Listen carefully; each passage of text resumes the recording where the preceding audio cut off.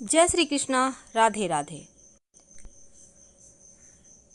आपके घर में जो पूजा स्थान है, यहाँ पर कुछ चीज़ें ऐसी होती है जो आप रखें तो दोष लगता है, लेकिन कुछ चीज़ें ज़रूर रखनी चाहिए ताकि सकारात्मक ऊर्जा आती रहे और आप लोगों के घर में सिर्फ खुशियाँ हों, टेंशन हो ही नहीं। हम पूजा आखिर क्यों करते हैं? सकारात्मक ऊर्जा के लिए। हमें जीवन में मुश्किलों से बाहर रहना है। हम नहीं चाहते हमारे लाइफ में किसी भी तरह का कोई टेंशन हो, इसलिए हम भगवान की शरण में होते हैं कि भगवान हमें सही समय पर रास्ता बताइए और हर मुसीबत से हमें बचाइए। तो इसलिए हम पूजा पाठ भी करते हैं। तो चलिए आज जानते हैं वास्तु क्या कहता है, आपके पूजा घर में क्या रहना चाहिए और क्या नहीं। घर के एक हिस्से में भगवान के लिए स्थान जरूर बनाया जाता है, लेकिन कई बार आपके द्वारा की जा रही पूजा का फल आपको मिलता ही नहीं।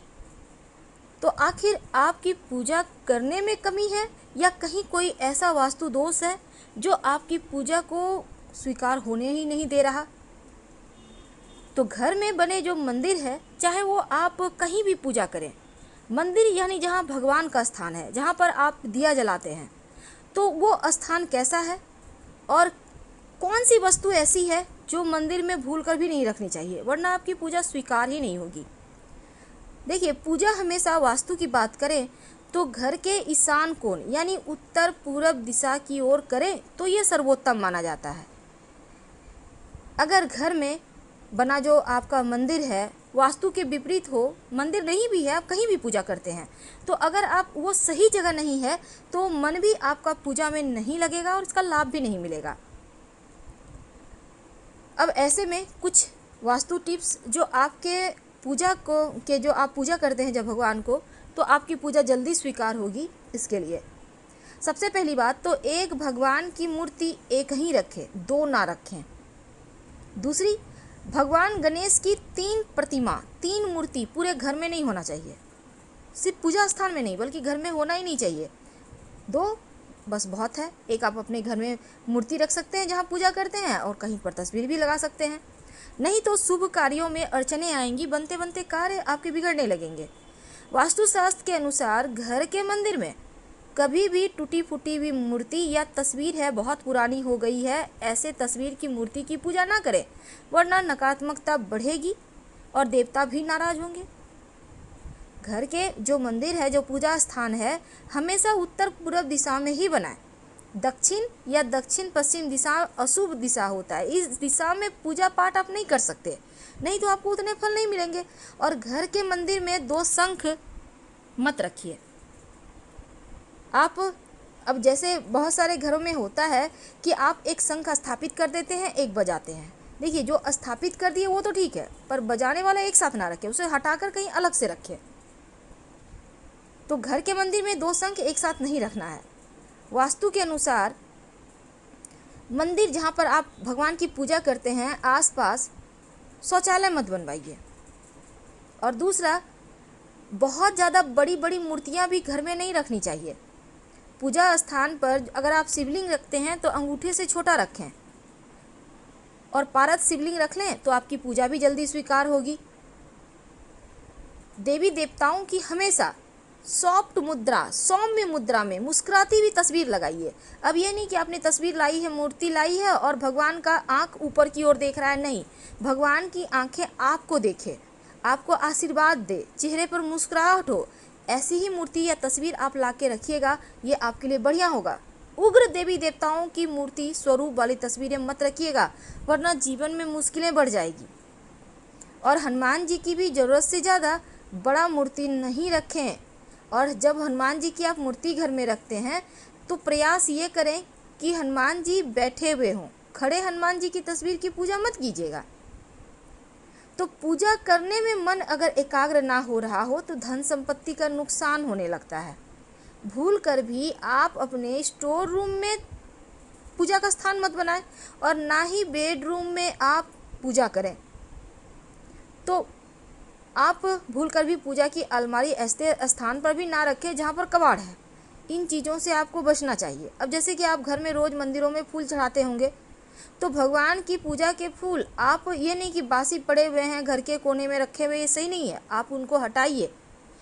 कोशिश करें कि शाम के समय ही हटा दें। क्योंकि जो सूखा हुआ पुष्प है वो परेशानी को, दरिद्रता को, गरीबी को, अकाल मृत्यु, मंगल दोष जैसी समस्याएं पैदा करता है, इसलिए उनको तुरंत हटाइए। पूजा घर में मूर्तियों को लेकर ये भी नियम है कि गृहस्थ लोगों को बड़ी मूर्तियां मंदिर में अपने घर में नहीं रखना चाहिए। और पूजा घर में भूल कर भी अपने पितृ देवों की तस्वीर मत लगाइएगा।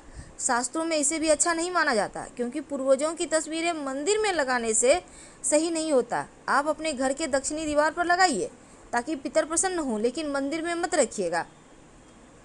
तो मंदिर में रसोई घर भी मत बनाइए, क्योंकि वास्तु के अनुसार भी ठीक नहीं है ये।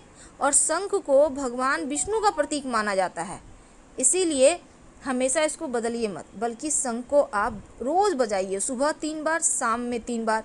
अगर आप लड्डू गोपाल की पूजा करते हैं तो उनकी सेवा कीजिए, उनको रोज़ स्नान करवाइए, वस्त्र बदलिए, और कम से कम प्रतिदिन उनको 3 प्रहर में कम से कम भोग और प्रसाद जरूर उनको अर्पित कीजिए।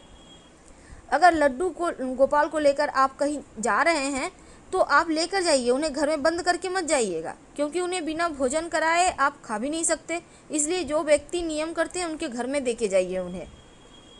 अब जैसे शिवलिंग रखिएगा तो शिवलिंग आप हमेशा ही अंगूठे से छोटा ही रखें। घर में नुकीली चीज़ें मत रखिए, धारदार चीज़ें भी मत रखिए, नहीं तो आपकी पूजा का पूरा फल भी आपको नहीं मिलेगा, मन भी एकाग्र आपका नहीं रहेगा।